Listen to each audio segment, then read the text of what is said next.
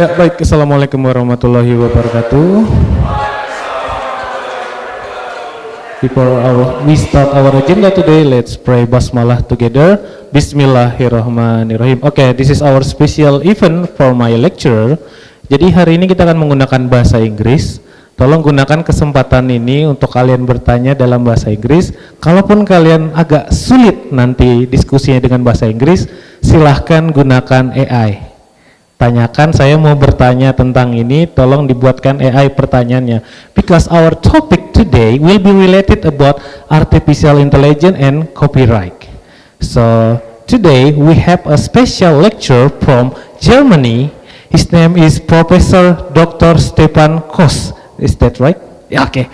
And he's from Universität der Bundeswehr Munich. Is it right again? Correct. Okay. I think I'm good in the Germany.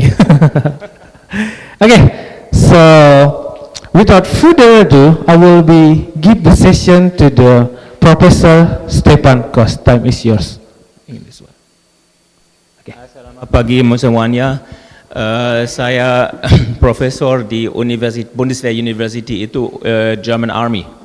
Bundeswehr adalah German Army. Tapi saya tidak soldier, saya civil person, saya profesor civil ya.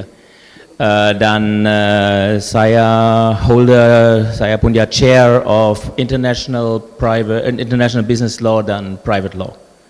So hukum perdata dan hukum bisnis internasional.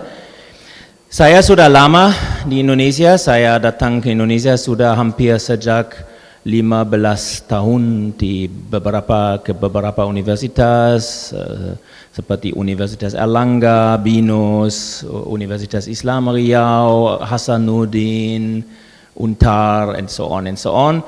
Saya bisa berbicara bahasa Indonesia, tapi saya bisa berkuliah di bahasa Indonesia karena saya mungkin tidak punya cukup kata terminologi untuk itu ya. Saya suka jalan-jalan dan berdiri. Sorry ya, saya tidak mau duduk. Today I want to talk about artificial intelligence and copyright. I don't know how far I will come today because it's a long presentation. Because I want to talk about actually all the aspects more or less, but especially I'm interested in the aspect of the training of AI, large language models.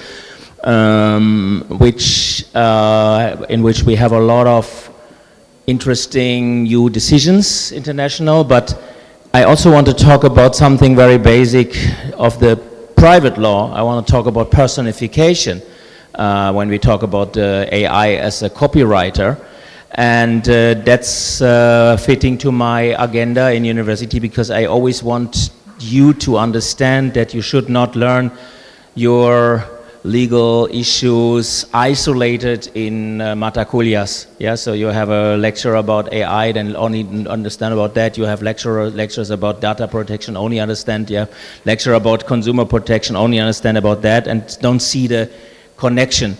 You need a lot of basics, and we can use these basics even in something which is high disruptive technology, because I don't like that disruptive things, but this one is in a certain way indeed disruptive. Let's start. You see here, this is something which is coming from old times, means 2 years ago, when AI was becoming popular, and anyone was stunned when you made these kind of illustrations. And nobody is stunned anymore because any idiot can do these illustrations, and it's not even a good one. It's just DALL-E. And I don't do that anymore nowadays. Nowadays my presentations are very simple and just with writing and no pictures, no illustration. But what I found interesting in this is also part of another lecture of mine, is the change of the narratives of AI. Yeah. So when we see the science fiction of the decades since 1940s, 50s until now, then we see there is a big change of how we see in the society the AI, and we saw the AI maybe as fine, sweet little robots, very cute, yeah, and then there is now until now the threatening robot, and that is a very symbolic picture. I did not I did not prompt it like that, but it came out that actually this robot, first of all, looks very threatening, and second, it looks over the shoulder of that woman who is writing or reading something. Anyway, it is spying around, it is ratting around, right? So the robot ratting us out. So what will the robot, this evil robot, do with that, what he rats out? Yeah, maybe he will make a problem for us. So we will talk about also a little bit about these societal things. So let's start and go into it. So that is my my introduction, and actually we will talk about some specifications, but I'm especially interested in the wider impact of the things, and especially in the copyright law, we will have wider impacts for creativity, for culture. I would like to discuss in the end what's happening with the culture if it's going on like this, yeah? So will we still be interested in literature? Will we still be creative? Do we want to be creative? Or how we protect our creativity in the future, and what will be the reaction of the society when we learn that whatever we buy and reading and whatever we hear in music is done by AI and is done artificial, is done synthetically? Will we be bored, or will our brain adapt to it? That's very interesting questions. So that is nothing new for you. You are already learning about intellectual property rights, but to remind you, copyright is always an original work of a creator, an authorship in literature, and important is it must be a personal intellectual creation and must reach a certain level of originality and creativity. That is all over the world the same. In Undang-Undang Hak Cipta, it's the same like in the German Urhebergesetz, more or less. Yeah. So maybe the question when someone and when someone gets the copyright is different, but the idea that a copyright is something coming from personal creativity, that is a fixed point. That is clear. How deep the novelty must be or the creativity is maybe also different. Yeah, of course we can protect the bottle like that. This is industry design, yeah, or we can say, well, it's an artwork or a music. This is clear. But this is of course an issue for our topic here, because the AI is said it's not creative, but actually that is not relevant. Relevant is that the AI is not a person. And therefore, we might need alternative instruments to protect intellectual property right in the future if we don't want to produce a big amount of public domain works in the future. Maybe this is the dream of some artists who say, oh, the copyright is not good for creativity, let's make all free, yeah? But I personally don't believe that it's working like that. And yeah, we see the personal aspect. Copyright is especially interesting because, yeah, 70 years after the death in most jurisdictions. Why? Because the copyright, compared to the brand or compared to the patent, is still much more closer combined with the personality right. Yeah, so this is also very important. We cannot get rid of our authorship when it comes to the moral rights. The moral right in the monistic theory, yeah, in our at least in Germany, I think in Indonesia is very similar. The author always keeps the moral right. Of course, you can transfer the commercial part of it, but actually it is still very strongly connected with the person. And the international aspect of the copyright law is also important, especially if we talk about copyright infringements by AI, because copyright is an intellectual property right, and as such it is based on territoriality principle. It means that only in a certain territory where the copyright is given, where the work is protected, you can infringe the copyright. You can basically, easy spoken, not infringe an intellectual property right from abroad. Yeah, so an infringement must be on the territory. And this is problematic because especially in the digital globalization, not only based on the LLM models, AI models, but also in the platform economy, we talk about platforms which are ubiquitous, which are not territorial, which leads to the effect that we have infringements or actions in the platform influencing our territory, but they are over-territorial. This means we only have the choice to forbid something globally, switch it off in the platform. We cannot limit it to our territories anymore, right? Or we just let it happen. And that's actually a crisis of the international law and of the international private law, because we cannot control our territory properly anymore because it comes on platforms. So this is indeed a disruptive effect for the sovereignty, which is also containing the power of a state to control its own territory. Challenges we have, and we talk about these AI products, are they copyright infringements? So the output. Second, are AI works copyrightable? Is there a copyright for what you produce with AI? And if so, when is there a copyright? Under which conditions?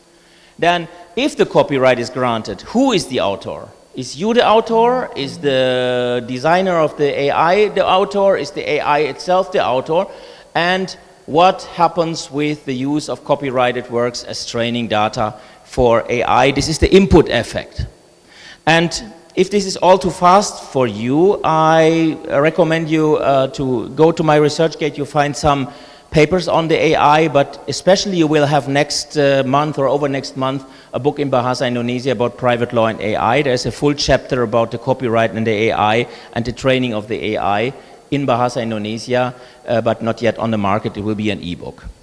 So, potential copyright infringements by, and there is actually, mostly people talk about the first one, the reproduction of protected works. And this is a little bit a black box, because, theoretically the AI can reproduce something which is very similar, and the creators of the AI large language models often claim that that is actually not the intent of the model. So the model is usually not reproducing. You're not putting the training data into the model and then the model brings it out anymore, right? That's not how it works, actually. Yeah. So it is trained with the data, and actually it creates something new, which is more or less similar to the training data. And the problem is, this depends, of course, on the way how you train the system. You can over-train the system with certain amount of data which are very similar, and then, of course, it will statistically reproduce something very similar to that. But one thing is clear. If your model is producing a text or a picture which is absolutely same or more or less same in the paraphrasical way, then it doesn't matter whether the system wants to do that or not. The output is mirip, is same like something which is protected. And that's a problem. And the problem is especially here, the phenomenon of the memorization. We have more and more cases where AI is memorizing training data almost word for word. And this is, of course, a possible infringement, and we must think about it. And the second thing, this is not so much discussed, is, in my opinion, for the cultural development very important. The AI is able to mass product fake works mimicking known authors in a mass and in a very fast way and very simple. Yeah? Usually a fan literature, usually a sequel by another author is not a copyright infringement, because it's not protected the idea to write a book about, I don't know, some young guy with the glasses learning to be a sorcerer in some castle, like in Harry Potter. This is not forbidden to, if you are want to write a book and you write about a book about some guy with the glasses learn to be a sorcerer and makes new adventures, and you call him Harry Potter. Okay, Harry Potter might be a trademark. Yeah, I don't know, maybe it's protected. But basically it's not forbidden to write a sequel. For example, you could not write a book about Harry Potter, you just write a book about some friend of him who is not mentioned in the movies or in the books, and then you have a fan literature. But you do it in the same style like Rowling. The style of the author is not protected, yeah. So you can of course mimicking authors, yeah. And there's a lot of fan literature about something, like in Star Trek. I'm a Trekkie, for example, yeah. So a lot of fan literature. However, the AI can do this very fast and very easy, and in masses. I mean, before it was not really big problem because if I write fan literature, it takes me a long time to write that book, right? So nobody will write thousands of fan books about it. But in the future, we will have maybe a flute of this mimicking literature. And then who will know what is the original and what is not? It is, how we can say, watering or thinning the value of the originality of the author.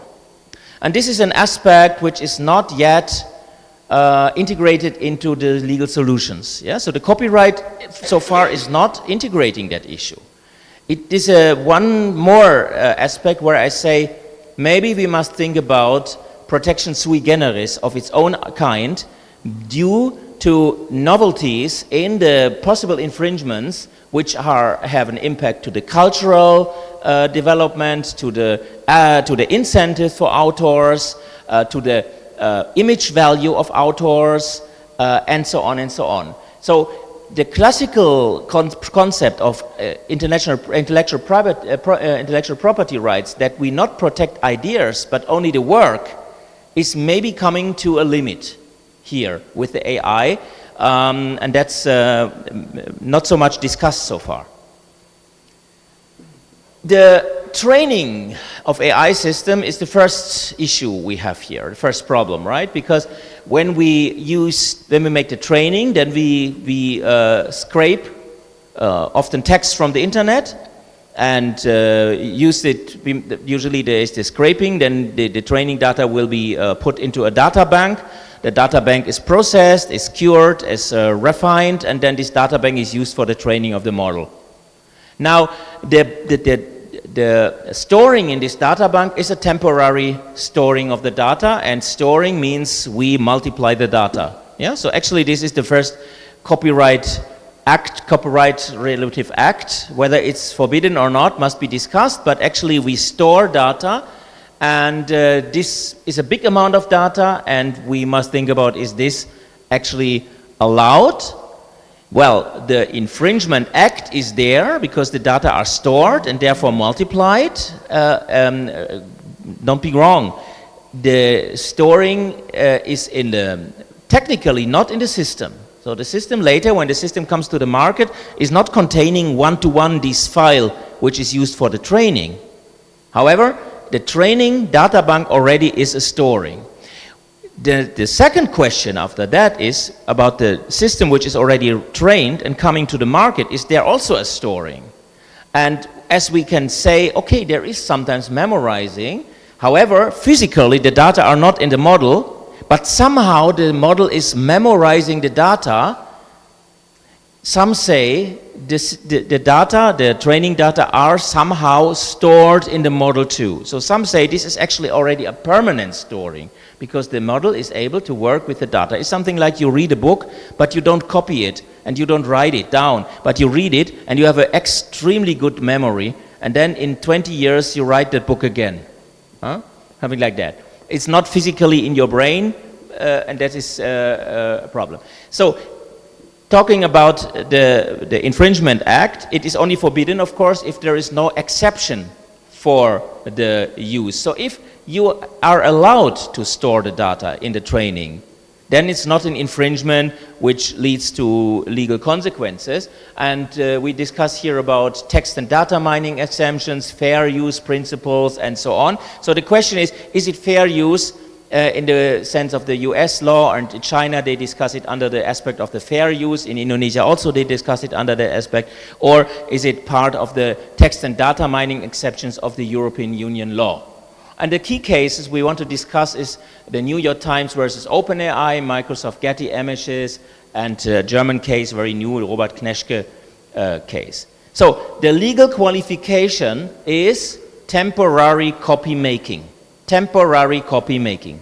The AI makes temporary copy, and the second question is the memorizing. Does the memorizing lead to a sort of a qualification as a permanent storing in the system? That's why I put it in this science, in the system, because physically it's not that you can find this data in the code, but somehow it remembers the texts. And the proof for that is this case here. We see here the case Sarah Anderson et al. Versus Stability AI Midjourney and DeviantArt. And you see on the left side, I think this is the original artwork. On the right side, this is what the AI created. And yeah, this is not a one-to-one copy, but it is very similar, very similar.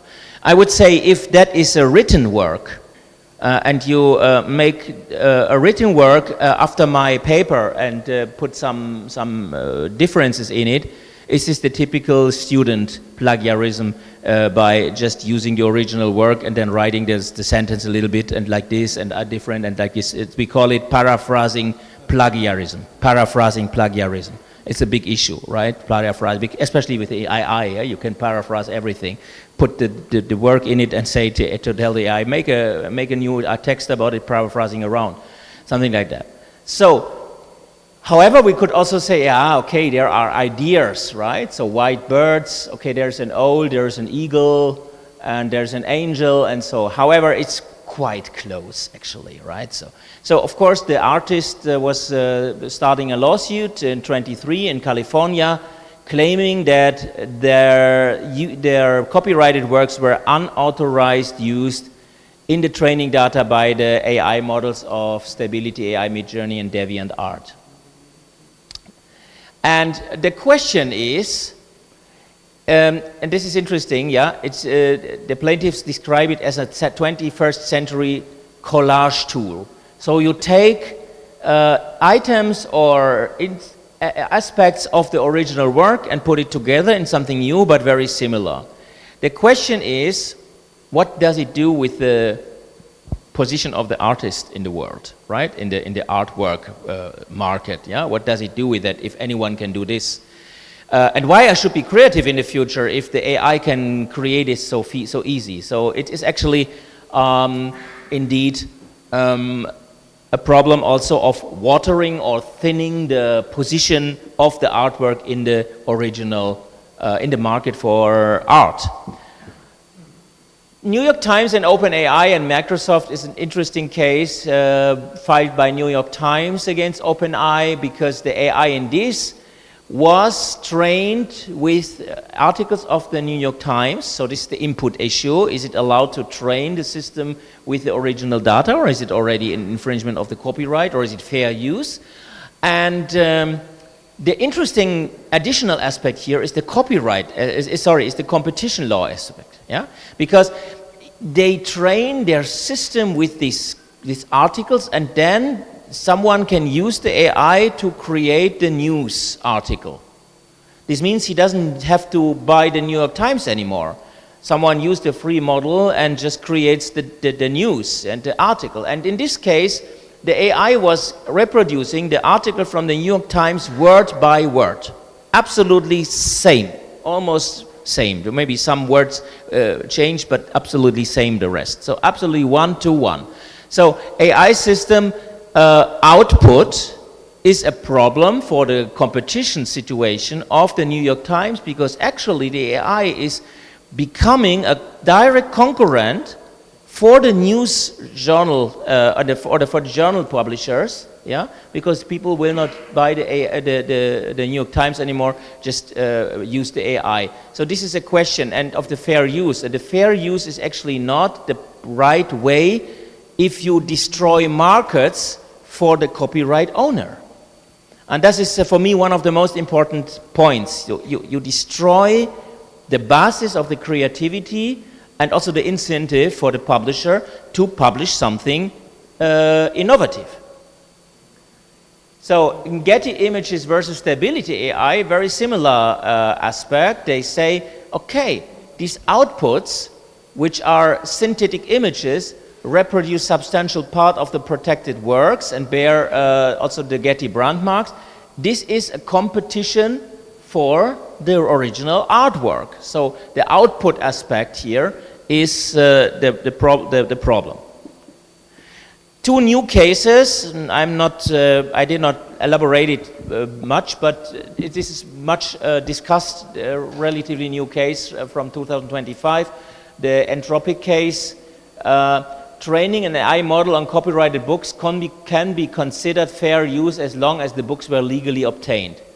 Some people say, wow, this means this American court says it's always fair use to train the data with books from the internet. But it is not what it says. It is something very, very, very clear. It says you cannot use the illegal copies for training your model. So it is, of course, illegal to obtain the training data in a way which is infringing the copyright by breaking maybe the copyright. Yeah. So if they buy the books and they train their models with the books they bought, it is possibly fair use, but the court did not say especially exactly about that. It's not so clear. But what is really important here is the influence on the market for books, for journals, for artwork. So the impact, the market impact is maybe the most important for this. The Thomson Reuters case, similar.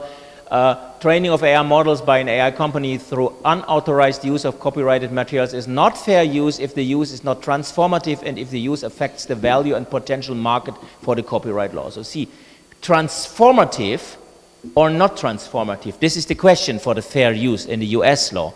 And it is, in my opinion, not acceptable if a market for licenses, for original works is destroyed by the use of the AI due to the training of the AI with that works, then it is not fair use, because fair use is usually not acceptable if it is not transformative, it just reproduces something. The question is this transformative? Some courts say it's transformative because the AI creates something totally new, so others say it's not transformative. This is a big question of the future. And Mr. Trump, I don't know what his position now. We never know, yeah, because he watched something in television and tomorrow has a totally different opinion about everything. But in July, he still said all training access is fair use, because this is what we call the Washington effect, letting all the platforms do whatever they want to develop America's power in the digital platform world. So this is for us as law expert not helpful. So the implications for the AI developers in international copyright is clear here, right? Because the question is, if training input is infringement of copyright, and if copyright is territorial limited, then the question is, can a country regulate the training and can enforce the regulation in a proper way? Legitimately and factually. Yeah? So talking about regulation, we talk about the AI regulation in the European Union, which is relatively new, and the AI regulation in the European Union is introducing obligations for developers of large language models if these models come to the market in the European Union. Yeah? And one of the obligations contain they must, even in the training, take care of the European copyright rules. Means when you train a model in Indonesia, you must already take care of the European copyright rules, because latest when you bring your model to the European market, put it online and let it accessible for European citizens, latest then you must have fulfilled the duty to respect the European copyright rules. So what are the European copyright rules? This is clear. This is the text and data mining rules of the European regulation, which says under certain condition you can make text and data mining, but the owner of the copyright can make an opt-out. So if I make opt-out that you cannot use my data for your training, then you are not allowed to use my data for the training. But unfortunately, American platforms, Chinese platforms will not maybe respect the opt-out, because they say this is not our business, because we are here in US, we are here in China, and we are not in the European Union. And that is European Union law, not our law. We talk about fair use. Our one court, district court, said this is fair use, so we do whatever we want. So we talk about extraterritorial application of a regulation of the European Union, which is not new. We have it in the data protection law the same. We apply our law extraterritorial. We have it in the data protection, we have it in the supply chain due diligence law. We apply our laws extraterritorial, because otherwise we are not able to regulate something properly, because what is it worth for to regulate AI platforms only in the European territory? It will not work because the platforms are usually all over the world. They are ubiquitous. They were not territorial. So the European Union AI Act says also this is also applying in cases when the model is trained abroad. And usually the training of a model abroad would be an extraterritorial infringement act, which is not, in the territorial principle, an infringement act of a national copyright. Yeah? So copyright will be regarded as an infringement of national copyright even if it's done abroad. This is a big problem because it leads to obligations which are going far beyond the territory of the European Union. Whoever trains a model must be compatible with the European copyright law, and the question is only, is European Union factually able to enforce that internationally? And as long as our market is important enough, we can enforce it. But if Indonesia does it, maybe they would not respect it, because maybe the Indonesian market is not so important that they say, okay, we comply with the rules.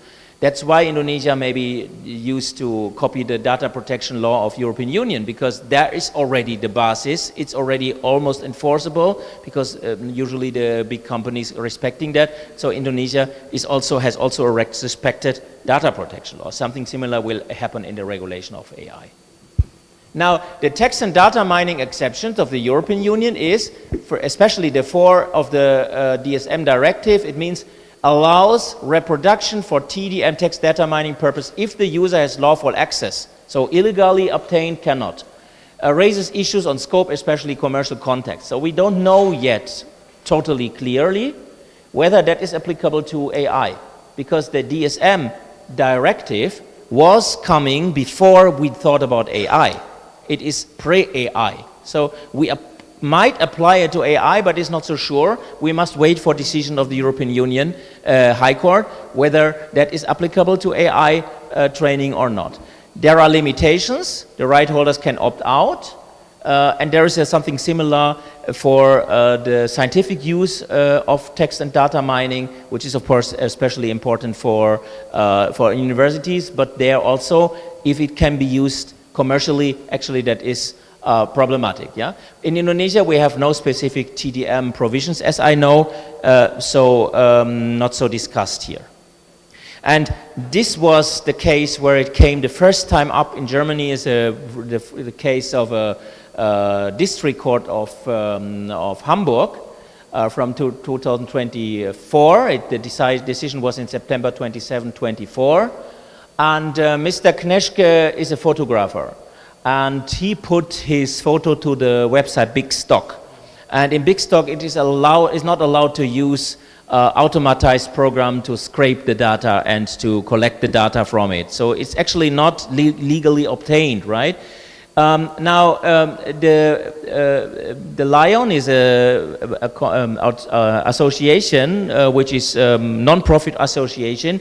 They make data sets for training of AI, but usually they make data sets to avoid the copyright problem. So they try to find data which are open source and then make these data sets. And there, this photo of Mr. Kneschke was found. So Mr. Kneschke was suing them because of the violation of Big Stock's terms prohibiting this. So he said it's illegal to use his photo for the training in this data bank of Lion. Now the court had to examine, this is the transferation of the Article 4 and Article 3 of the DSM directive to German law, the text and data mining, whether the text and data mining is applicable, and the court said yes, it is applicable. Basically, you can apply the text and data mining rules for scientific reason, and also you can use the commercial text and data mining, means in the commercial, the author can make opt-out. The question is only whether the opt-out must be in machine-readable form or can be in text form. This is the decision of the court was, it's enough if they make in the conditions, this is forbidden, we don't allow the training. Lion said, that must be machine-readable, so it must be in code. It was not in code, but they said it must be in code. So the court said something very intelligent, actually. They say, you companies, you brag that you have large language natural language models, and now you claim that your models cannot read language and need code. So this is not consistent, right? So the court said it's enough to write it in natural language. I forbid the use of my data for the training. However, it is not so clear whether that case is applying to the training itself. The court only decided about making the training data bank. So what Lion did is making training data bank and storing it. The training with the data bank, that was not decided, and we don't know about that, and we must wait what the ECJ says about that issue. So here is just for, you will have later this PDF, and then you will see you can go into the deeper. So the European Court of Justice must decide about that. We await next year or over next year decision about that, because this is EU rules, and the last word has the European Court of Justice here. So, when we have the future directions in copyright law, how we can solve the problem practically. So practically we need maybe new license models, yeah? So licensing, maybe collective licenses. So you can, as an author, maybe you join a license system, and then maybe there's a collective rights management, as we have it for authors in Germany, for scientific authors. So I get every year I get some royalties from all the copies. So someone copies books from me, or they print it out, or they have it in the data banks, and then I get every year I get some amount of money as royalties, which is collected by a collecting rights management agency. So in Indonesia, I think there is something similar, but not in the copyright. This would be maybe the solution for the future. Okay, let's just compare, and then we come to the next point. How is it in Japan? Okay, Japan is not having a legislation on that, but they say the use of copyright works, there's just the government issued some recommendation for training is permitted even for commercial purposes. So basically permitted, based on the concept of information analysis, not enjoyment of the work. Output generation is classified as enjoyment. So it means you can train, but it should not be for enjoyment, and we must define what is enjoyment. Yeah, we cannot do it here, and this is not so clear. It must be discussed. But clear is that the output generation is enjoyment. Yeah, so it means you can train, but it doesn't mean that you can reproduce the training data with the output. And this is very important if you want to understand about these training things. You must always differentiate between the input and the output. That's what China does. I also had to write a chapter about that. So China is having a concept like fair use. They call it a reasonable use. And they say, actually the Chinese courts are usually very liberal with the input. So they say, okay, without input and without training, there is no development of the future. So the Chinese are very pragmatic in this. They say, we need to develop our technology. So how can we develop the technology if we stop the training data? For the training of the models. So of course they allow it, but when it comes to the output, they are very strict. So if the output is copying something, and then they say, oh, it's not our fault, it's memorizing, then the courts will say, it doesn't matter whether memorizing or not, you have responsibility to take care that your output is not infringing the rights of someone, right? So the training, okay, the output, difficult. And the USA is unclear in the moment with Trump anyway, so usually we have a lot of cases now of fair use litigations, and some courts say, yeah, it's fair use, others say not. This is actually a topic for itself. So now we come to the copyright protection, which is important because I'm sure you produce already with AI something, yeah? So I don't recommend that. I will make that in 3 days in the lecturer meeting. I will also say that.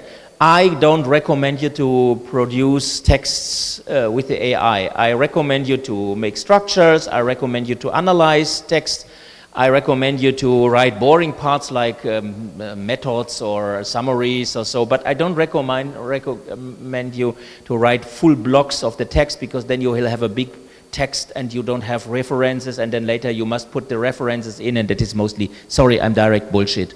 I have my experience with that. I'm a reviewer of journal articles, and I get often these articles looking very good on the first side, and in the second side you see, this footnote is just a general statement of what is that here, yeah? So obviously they vaccinate their text with footnotes to make it looking scientifically, but actually the whole text was written by the AI, and the guy did not have, of course, references. I did that 2 years ago when I started to experiment. I have a big text, 10,000 words, nice paper, really good paper actually. My ideas, I put my ideas to the AI and let the AI formulate it.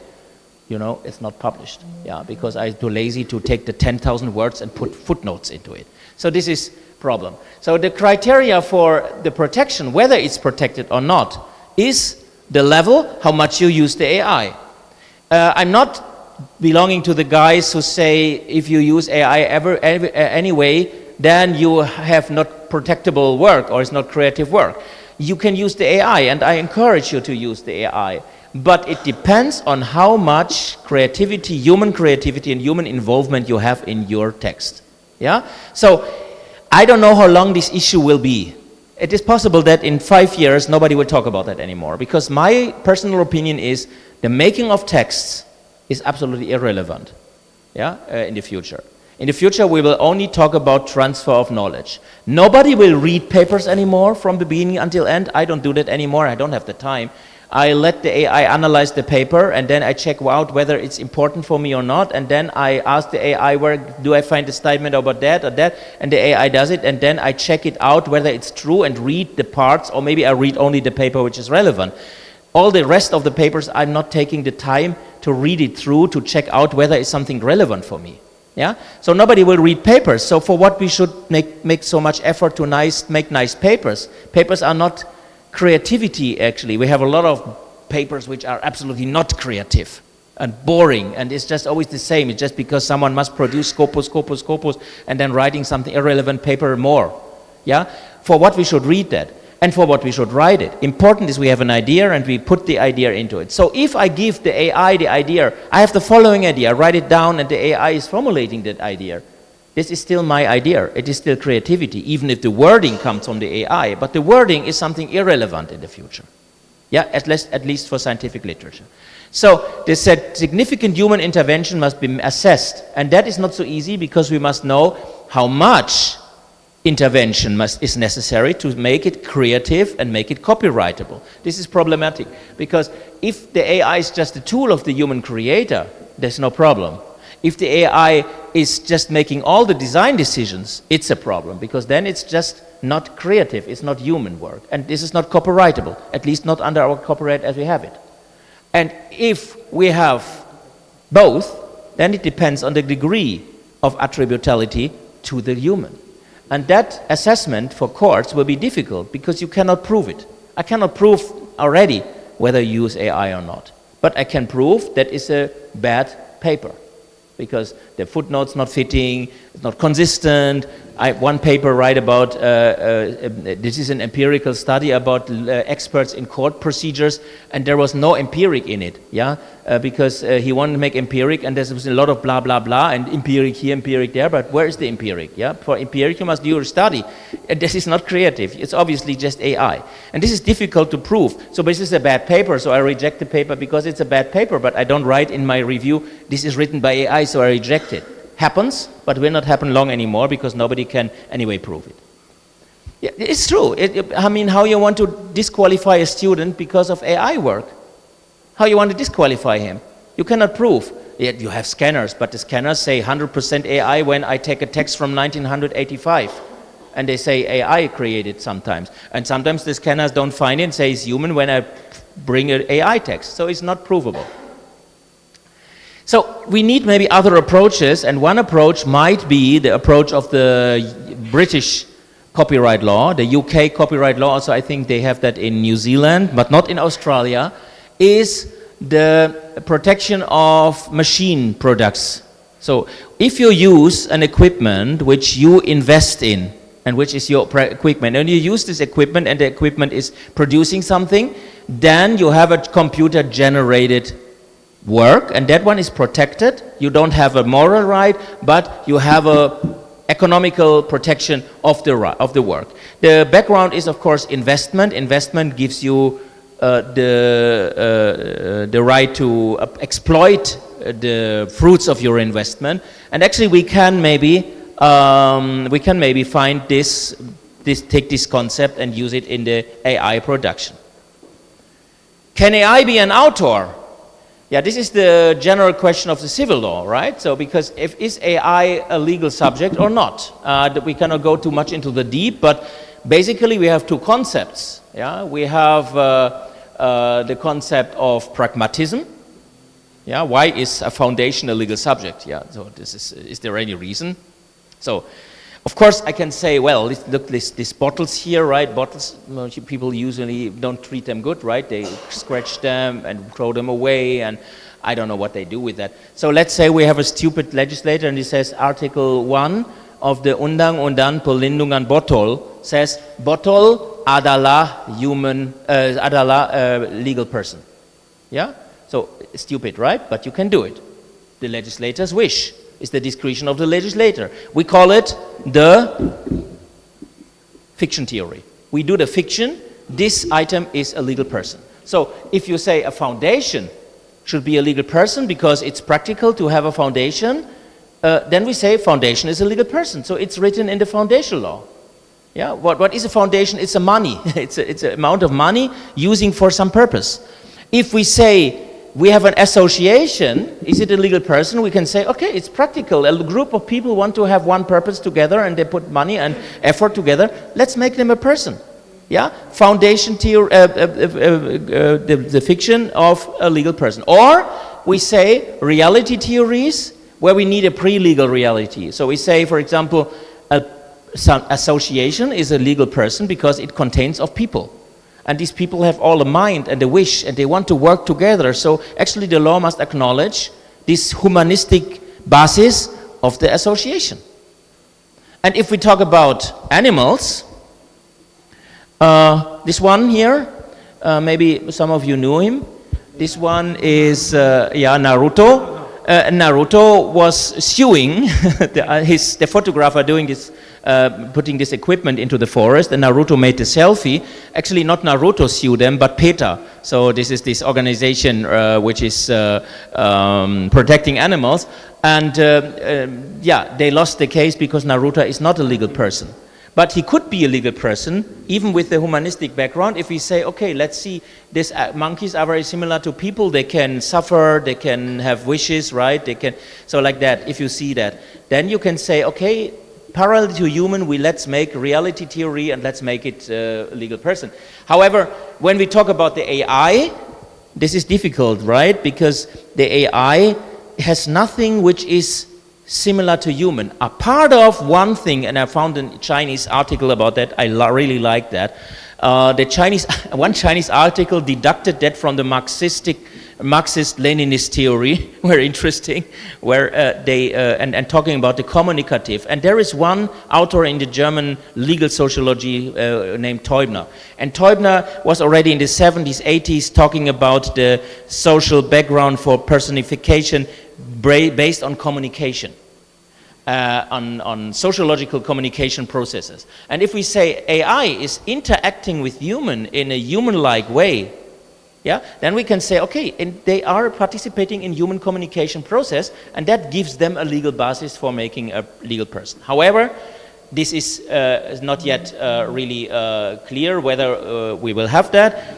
In my opinion, when it is practical for us, it's useful for us, we can have a limited legal personhood for AI, at least in the fictional theory. Yeah, that's possible.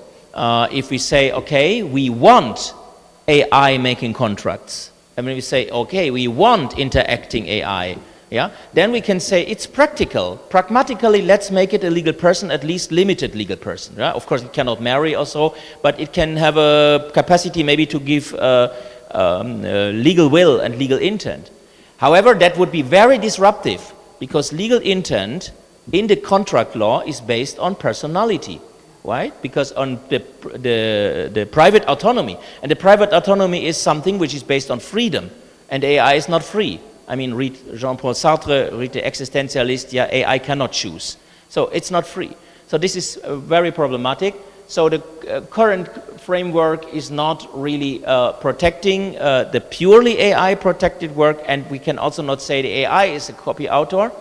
This means if we have a full AI produced work, there is not protection. Nobody is protecting that. Yeah, it's not protected for anyone unless you use British or New Zealand law. Now, can AI be an inventor? This is a German case of the Bundesgerichtshof, the German High Court, and Of course, this is a parallel question. If AI can be an inventor, it can be also a copywriter, right? So the court, someone applied for a patent of the Dabus system. The Dabus system is a system which is making inventions based on AI. And the Dabus made obviously an invention, and the user of this Dabus system wanted to apply for a patent on the name of this AI Dabus system. And the court decided only natural person can be recognized as inventors under patent law. Yeah, so if you are not a natural person, you cannot be an inventor because you're not creative. Yeah, the invention is not fitting. So it cannot be inventor because not legal entity. Naming AI as inventor leads to rejection of the patent application, and the user of the AI can be named as inventor, however, only then if he added a significant creative contribution to the invention. So if you write a paper with AI and you can prove that this is all your ideas and you just let the AI formulate your ideas in a proper way, English, because AI is actually a way to come out of the, how can I say that, the Anglo-Saxon cultural imperialism, yeah? Because we have to compete with natural speakers and we are not native speakers, so we can use now AI to formulate everything in English, right? So this is democratization of the science, right? But it's still my work if I write it in German and translate it to English, right? This is still my work. However, if you do so, I recommend you to have all the versions of your text that you can prove how you develop your ideas alone, and then it's no problem. The Dabus system is interesting because it was also decided in Australia.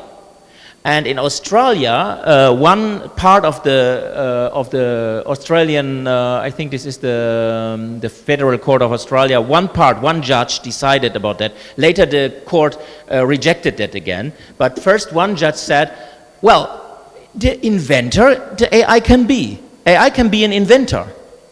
But it cannot be the holder of the patent.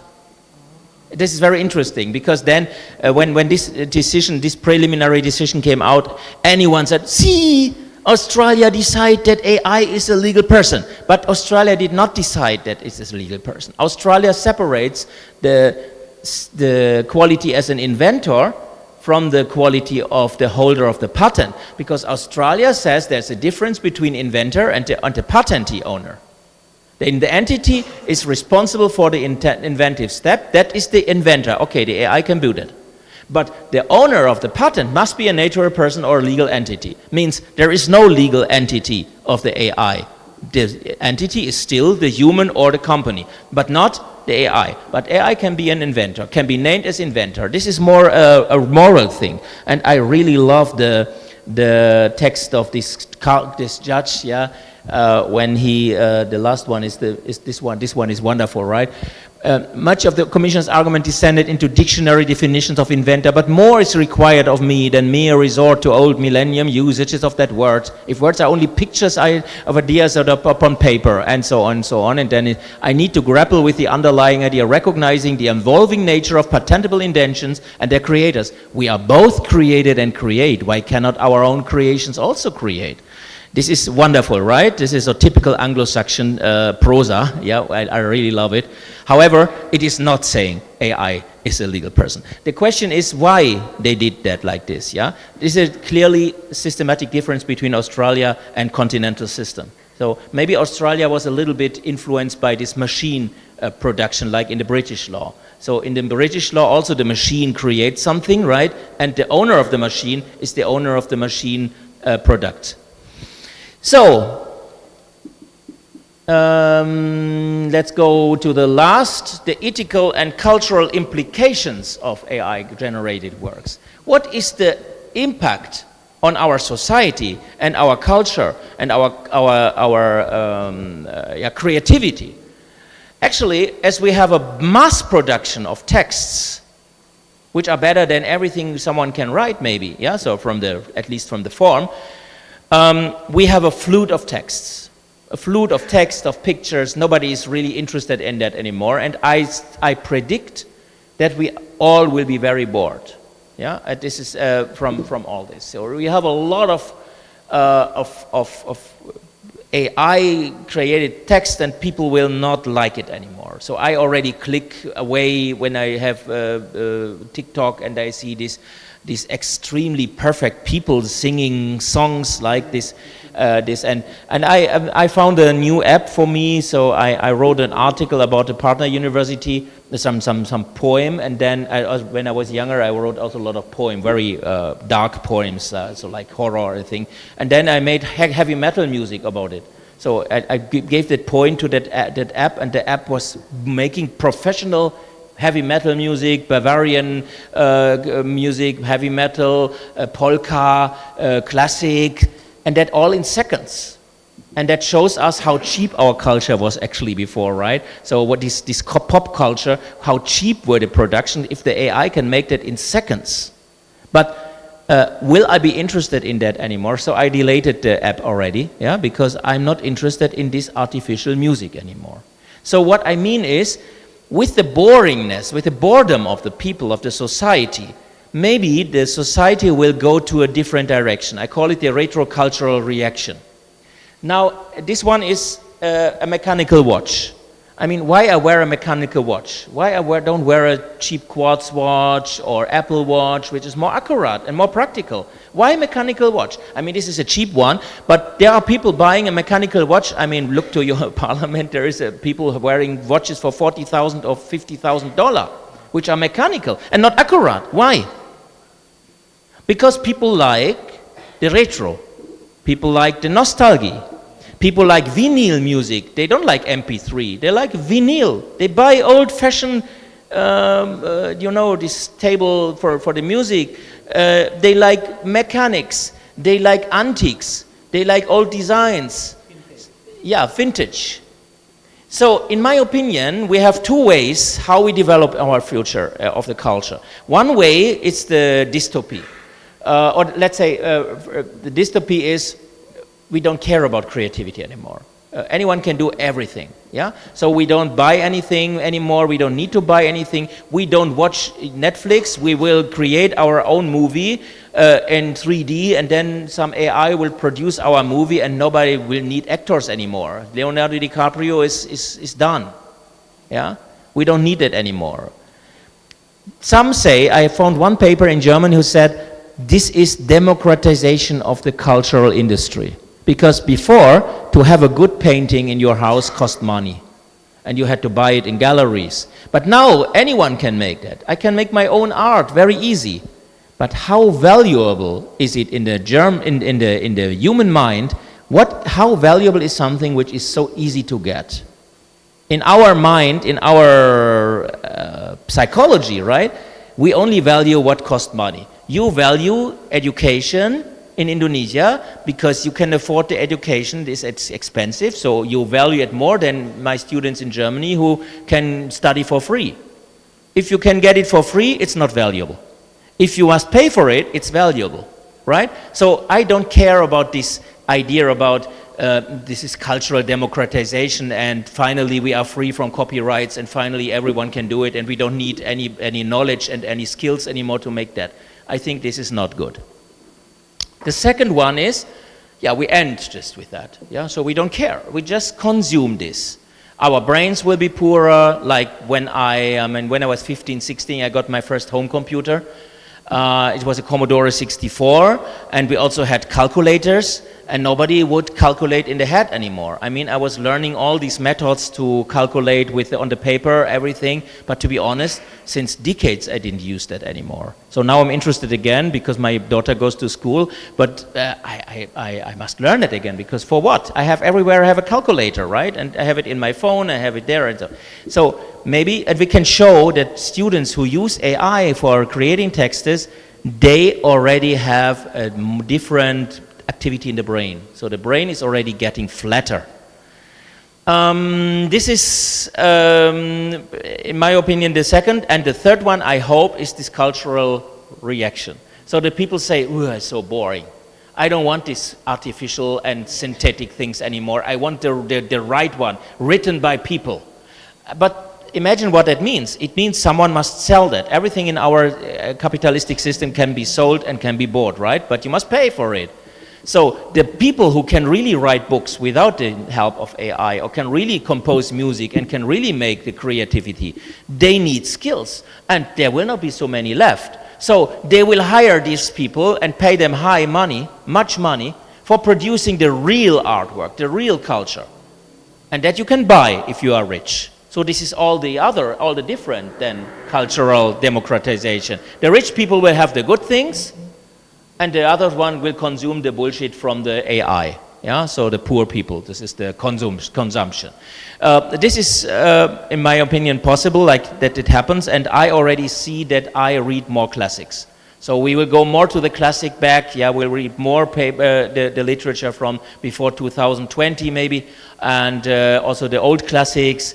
That is what I call the cultural, it's a retro-cultural reaction. I think this is the most likely what will happen. So we will have a lot of flood of synthetic works, and then the rest will be the good thing. And the markets for the creativity will grow, but there will be a new market for assessment. What is really human-made? There will be certification agencies and so on and so on. So this is a new market growing here. And finally, what is with the scientific writing? Is it a fake paper if you use AI for your paper Scripsy? Is it fake paper? Some people say it's fake paper. I found an article in Germany, she said it's fake paper. However, the article has methodological faults, because it is not really able to differentiate and say, is it then also fake paper if I use DeepL? Everything I write and publish nowadays I write it in German. Everything. Whenever I write something in English language, it's written in German, and then I translate it with prompts, with three AIs. So I first make a prompt, make a translation properly, use the right terminology. Here I upload you 3 English papers from Indonesia using the Indonesian terminology, and please stick to that. And if you are not sure about the terminology, then give me several suggestions about the terminology. Then I translate it back from English to German and check whether it's properly. Or from Indonesian, like when I translate to Indonesian, and when I'm work with Indonesian, I translate it back to German. If it's not proper, if it's properly, I translate to English. If it's also properly, it's fine. If not, in one of the 2 languages, I give it to the next AI and make another translation, specifying what I want, and then again back translating. Yeah, and in the end, you have a relatively proper translation. But this is AI. It will be flagged as AI because DeepL is also AI. AI translations are AI texts. But this is my text. It is just a translation. If you use a German text and translate it to Bahasa and publish it in a paper here, it's still plagiarism, right? Even if you write it in Indonesian. So this is not so clear. If you cannot differentiate, if you cannot define what should be here the fake, is it already fake if I write a summary? Is it a fake if the methods is written by AI? Is it a fake if the abstract is written by AI? In my opinion, not. This is a transition problem. Sooner or later, nobody will care about that, because it's not about aesthetic in our scientific papers. It's about transfer of the knowledge. And if it's properly written, then for me, it's fine. The focus is on the transfer of the knowledge. The creativity in the scientific text is irrelevant. Again, we don't talk about the culture. We don't talk about the creativity and aesthetics here. We talk about Scripsy. So if you ask me, should I mention the AI, that the AI was participating in the making of the text, I say clearly no. In my opinion, that is irrelevant, because nobody want to know. Because anything is anyway already contaminated with AI. Yeah? The AI is trained with AI texts already. Everything is contaminated. What you want, how you want to say it's AI.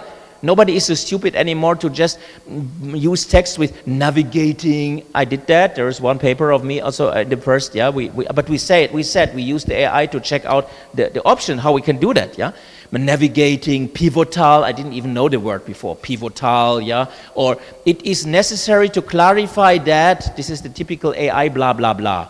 Right, and also very strange ideas like, if you write about, let's say, cyber notary, and you ask the AI, I have a good idea. Cyber notary, there should be some impact for using which toothpaste I use. I mean, it's ridiculous, but AI will find a way to integrate your toothpaste into the paper. It says, yeah, maybe not directly, but the notary can maybe be in the market and then buy the toothpaste and have a bad mood or something like that. Yeah, I don't know, but the AI is very creative in giving you a good feeling. So criticize my work, the AI will often not be really honest, right? So now this is really, in my opinion, not relevant. In our book, we mentioned that we use AI as a translating tool. Yeah, because of course, this will be flagged, right? But how I work with Chinese text without using AI. Yeah, it's not possible. Who can read Chinese? Of course, I use the Google Lens to check out, is this the title and the author I search for? And when I know this is the author, then I let the AI summarize the text. But I'm not trusting the AI. Of course, I ask the AI, in which page, give me the citation where the author writes exactly that statement. And then I find some Chinese citation, and then I take the Google Lens and check out whether it's really written here. But of course, I cannot, what can I do, yeah? I must do it like that. Of course I use AI. And how I translate from Chinese to German and from German to Indonesian, this is not possible. So that's why altogether, there is a debate about the transparency. The transparency debate is just a transition problem, because in 3 to 5 years, nobody cares anymore, because anyway, anyone will use it. And be honest, I mean, if you don't use it, you would be stupid, right? I mean, for example, it's not allowed for me, we had the Edo version in my university, it's not allowed to upload papers. Actually, uploading papers is copyright infringement, yeah? So I upload the paper, it is storing the paper, right? It's actually a copyright issue. But of course I upload the papers. If I'm not analyzing the papers with the AI, I would be stupid. I must do reviews. You think I read all the papers of these 5 authors from Indonesian Malang University from the first until the end? No, first of all, I make an assessment. Yeah? Please analyze this paper, give me the pros and cons, and then I get something. But wait, I'm not giving this result to the journal, because I'm not trusting the AI. Of course, I counter-check then that, and then when I find some issues, then I can ask the AI about the issues. For example, is the paper really doing what it claims in that sentence? Is it writing about that? And then it says no. I check it out whether it's really no. Or it says there is a mistake, there's redundancy. I check out it's really redundancy. But however, I need, instead of 1 week, I need 2 days for a review of a paper now, right? And when you are in your jobs, and you would think you are the clever one using the AI, and because you have now so much spare time, yeah, that will not work, because anyone will await that you use the AI, and then they will make the time shorter for you, and then you would be stupid not to use it. Come on, everyone use it. They may not admit it that they use the AI for reviewing the papers, but actually the AI leads to better quality of the reviews, because I had horrible reviews seen where the BAPA only reads maybe superfluous and then makes 2 words, not good, good, pass. Yeah, so that's it, yeah. But with the AI, at least we get a qualified way to access, but it's not, how can I say? I mean, you read papers, right? Papers can be horrible, boring, and horrible, bad written. So I don't want to read any paper of you anymore with bad English. This is not necessary nowadays, right? But of course, I analyze with AI. So that's from me for today. We can maybe go a little bit into the Q&A, issue with in the discussion, and yeah, that's for me. Thank you. Okay, give applause to Professor Stephen. Okay, to be honest, Professor, in my mind right now, my brain is a full idea, because your presentation is like a bomb in my inside mind right now. Okay, we jump into Q&A session. Okay, we still have 15 minutes, maybe 3 questions. But for the first question, I will request to Mbak Intan, hi, you should ask your research to Professor Stephen. So prepare the question. So any other question? Okay, first one, Belva, and one, last one. Okay, maybe we start. Okay, before that, Mbak Intan siapin pertanyaan karena ini berkaitan sama penelitianmu. Ini bisa ditambahkan, jadi harus tanya. Siapin pertanyaan dari sekarang. Okay, we start from Belva.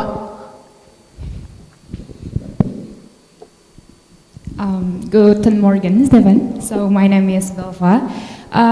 So I have this one question that is not related to scientific paper, but related to AI. If you know the case of the CEO of ChatGPT has confirmed that every conversation that is stated on ChatGPT it can be used for the evidence on trial proceeding. And so my friends are creating an AI that is specifically for legal work that is able to analyze some contracts, analyze or reviewing some contracts, creating legal analysis, creating legal decision. So my first question is, do you think AI that is creating some legal products, do you think it's legitimate in front of the law and can be carried out for doing some legal works? And the second question is, do you think the existing chat on ChatGPT that can be used as an evidence on trial proceeding is morally right or violates certain law? Maybe that's the question. Thank you. Yeah, it's not yet decided. In in Germany, there is an was an opt-out option, but as I know, now there is no opt-out option anymore. That's why we use the Edo version in my university, because the Edo version is guaranteeing that they're not using the dialogues. And as I know, the dialogues are not even deleted if you delete it. So it will be there at least for a very long time, and you cannot control it. Coming to the result or to the implications for developing models which are setting up on the platform of the ChatGPT. I think this is what you talk about, right? You develop these models and then you set it up on the ChatGPT model, maybe, yeah, right? Specific models, small models, setting up using the platform of the ChatGPT. Uploading data, private data of clients to large language models is indeed an issue of the data protection, right? Yeah, because as we know, it is used for their training. They store it. As we know, they are refining the data to making the training data banks. Of course, someone will read it, right? So it is absolutely not acceptable to use the platform versions to upload contracts, for example. This is not legally not possible. That's why these lawyer AI platforms are developed usually independently and not based on the platform. They are running locally. So if they run locally, it is clear that it stays in the law firm. What happens here, but running it on the platform is problematic. I always think about when I upload a paper, what I can upload. If the paper is already published, it's a little bit a gray zone, because actually it's also not acceptable because of the copyright, but at least it's not a infringement of the data protection, right? But if some student sends me a paper which is not yet published, then it's already a little bit tricky, to upload it, at least with the names. So I don't know if that is what you mean, but uploading contract, if it's a local system running locally on the server of your own law firm, fine. But if you put it to the platform, this is not okay. The question whether they are legally deciding about using their data is first of all a question of the house rights of the platform. The platform can first of all decide about their conditions of the use.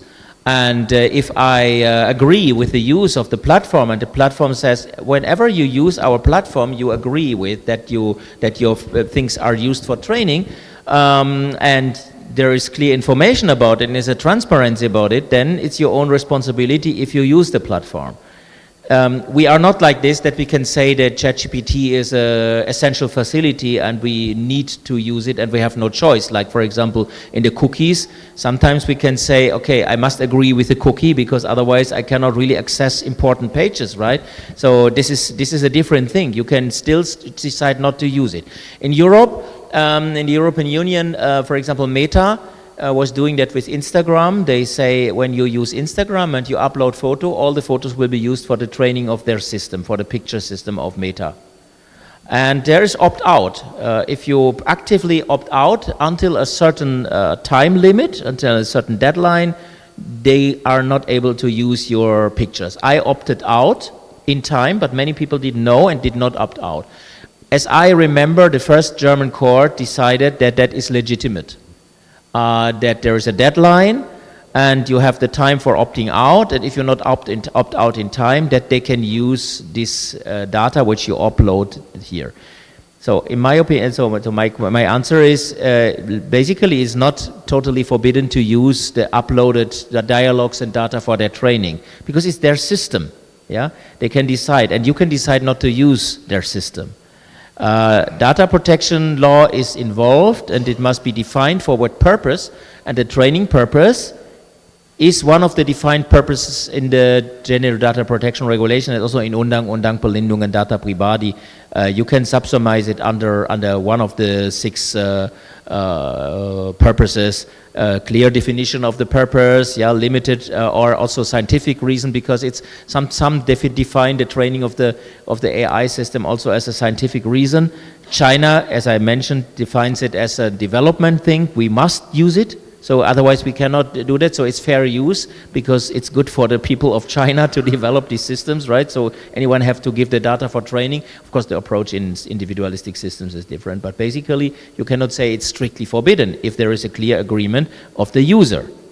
This means user must be self-responsible and must decide themselves. You cannot be protected against everything which is happening on these platforms. This is not working anymore. Yeah, is that more or less answering your question? Yes, sir. Thank you so much Okay, for the question. you're welcome. Okay, we continue the second question. Mbak yang di belakang, boleh? We still have time 10 minutes more. So use the time to your asking. Yep. First of all, I would like to thank the moderator for giving me the opportunity to talk with the Professor Stefan. My question is, in what ways might the integration of artificial intelligence be into the research and publishing process influence the methodological region, originality of thought, and ethical consideration and long-term credibility of scientific papers across disciplines? Thank you. Again, in which way it influenced the credibility? Influence the methodological. The methodological. Yes, we go. Originality of thought and ethical considerations and long-term credibility of scientific papers across disciplines. Not only in the scientific papers, we see it already in the court decisions that we have hallucinations. And the hallucinations enter the, let's say, the foundational basis of our knowledge. For example, we have cases, I read a case about a lawyer putting a file to the court in the US, and from 7 sources, 6 were hallucinated, court decisions. Now, the court found out, we have also now 3 new cases in Germany where the lawyers just put the file and just let the file written by AI. All the court decisions and literature is hallucinated. Yeah, it's not often happening, it's not always happening, but sometimes it happens. Still, even with the 5 model, right?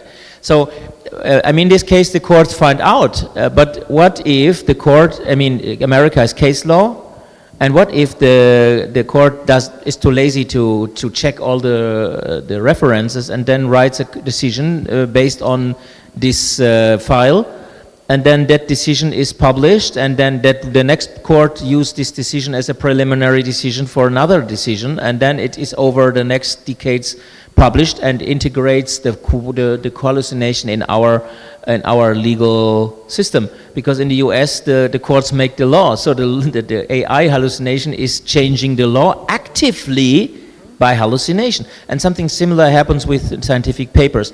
We find more and more, obviously, because I don't work with empiric and so, but we find more and more papers which cite studies which are never done, cite papers which are never done, and we have footnotes with references which are hallucinated, and I mean, who is checking all the footnotes? So yes, with the long term, we will have a flood of fake knowledge in our scientific foundation of knowledge, and this is a problem for the trustability of papers. Yeah. So especially in the medicine, yeah. So we of course we always had fake in the medicine studies. So we found maybe doctors faking experiments, and then the experiment did not really show that, and then they publish about that. Even we had a case, very famous case, I think it's in Germany. Some guy wanted to punish a colleague he hated, and then he wrote a book with a lot of papers. And then this book, he faked that book, and it was obviously published before his colleague published the paper, and that was a copy from this book, but the book of course came later. He faked that book before, and then he could say, hey, my colleague made plagiarism, he wrote from that conference paper. Was a lot of work for him, but nowadays with the AI you can make this very easy. You want to fake me, you want to make a problem to me, search for a paper, and then let the AI create a conference from 2002, yeah, where someone wrote exactly that paper under another different name and said Priester Kos was faking and was plagiarism. Yeah, trustability. Yeah, this is a big problem for us. I have actually no idea what is the future with that. So, but that's why I say we need maybe alternative forms of transfer of knowledge, but this trusting of papers. Citing around and not checking. I mean, we need more cross-checking. But when it is already the secondary and the third one, so I usually read every source I use for my papers, or for my books. Whenever I write book or paper, you can be sure I checked out every source. If you don't find the source in my paper or in my book, then maybe the internet source is already down or so. But everything is existing. And I did that already since the 80s when I started to write, yeah, in the 90s. Even the offline sources. I'm not publishing anything before I had the book of the one I reference here, had it in my hand and read by myself, their statement is on that page. And you know what? I found already cases where my colleagues cite wrong, and this is the wrong page, or there is not even something about that. And then I found out where that colleague has the reference, and he already copied the reference from another book. And then you can find out that reference is going back until 1930. Yeah, always going forth, and then part. But this is a bigger problem nowadays because it's so easy to hallucinate that. Yeah. Okay, enough, Mbak. Cukup. Yes, I think that answers my question fully. Thank you, Dr. Stefan, for the time. Thank you also, the moderator, for giving me the opportunity once again. Wassalamualaikum warahmatullahi wabarakatuh. Okay, we continue to the last question, Mbak Intan. Tolong. As your research, because your research related to the AI copyrighted works. Morning, Stefan. My name is Intan, and actually right now I'm researching about gray zone in human creativity when human creativity in making music arrangement with AI. So my question is, what are the parameters for a song created by AI or with AI assistance to be considered original? If not, why? And if yes, how? Thank you. That's it. It's so difficult to say that because it's a gradual thing. Yeah. So, for example, in US, the copyright agency did not register a copyright of an AI artist.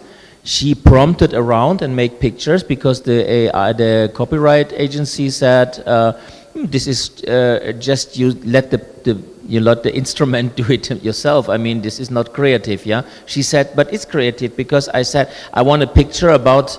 Yeah, for example, how I created that picture, right? Indonesian-looking young woman, obviously mahasiswa, working together with a robot, yeah?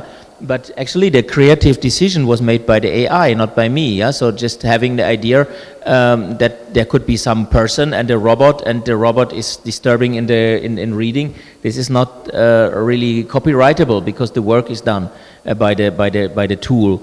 And the same happens in the music. I cannot give a clear parameter for when it is original and when not. What I know is that what I did, taking my poems and put it to the AI and say to the AI, make hard rock or heavy metal or death metal song about that, and then this is not creative enough.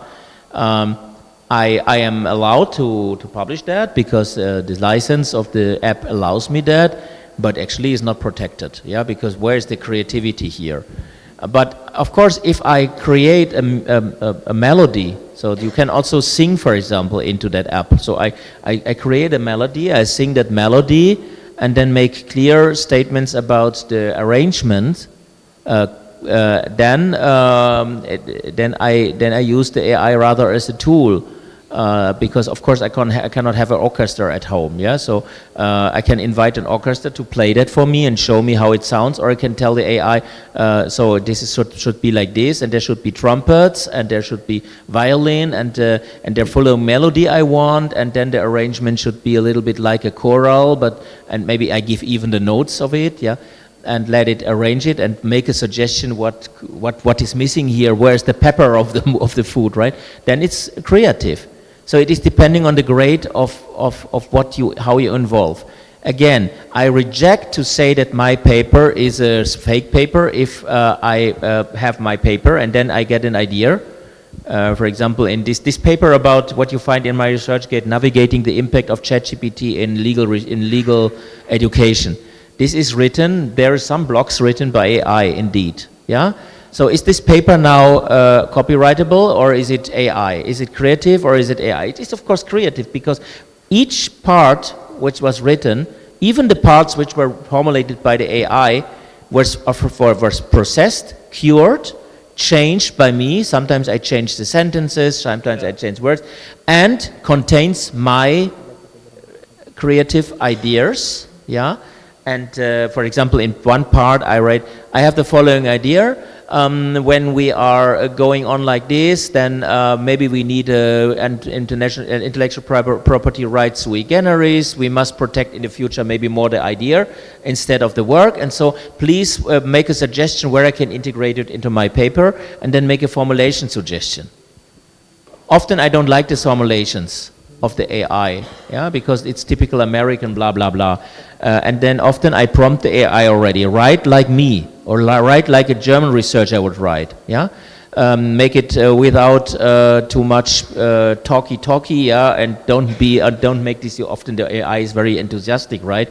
So we have to embrace the future of the civil law, combining the options of the technology, blah blah blah, and these things. I don't like that, right? So I'm not an American. American write papers like that, but German write papers straight to the point. We also don't write methods. There's not, this is a legal normative study, blah, blah, citing 3 articles about what is legal normative. Nobody wants to read that.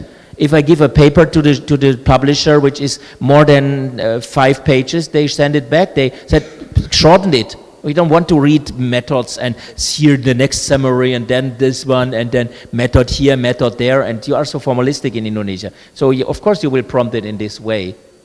But then I give it my texts, I upload my own articles. Why I should go to my own articles, which I had 3 of the same topic, and then write another time for the introduction, my own article in different words.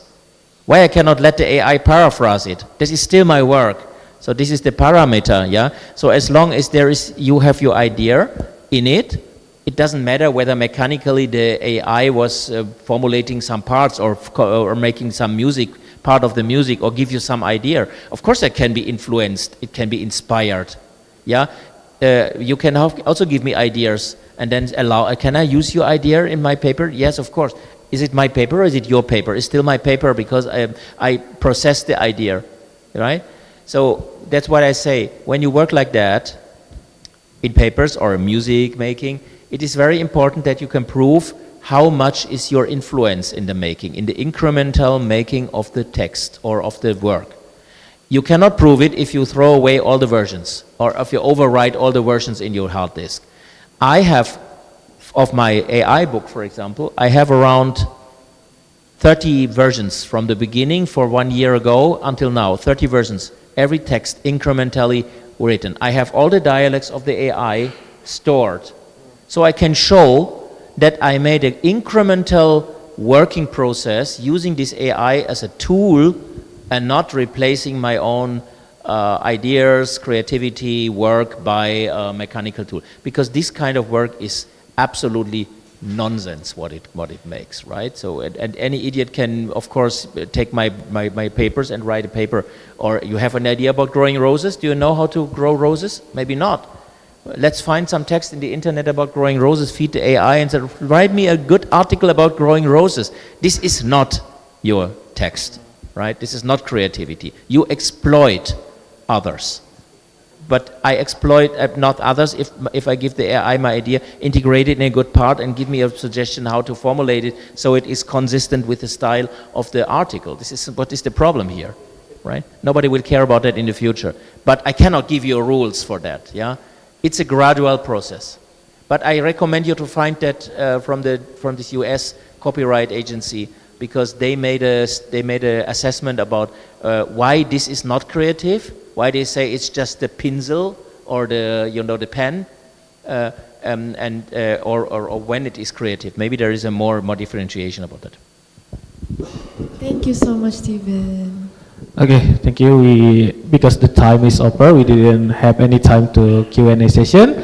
So as a moderator, I should conclude our session today, but I didn't want to conclude our session today because everyone, one by one, all of you, to trigger your analytical thinking, you should make your own conclusion based on our session today.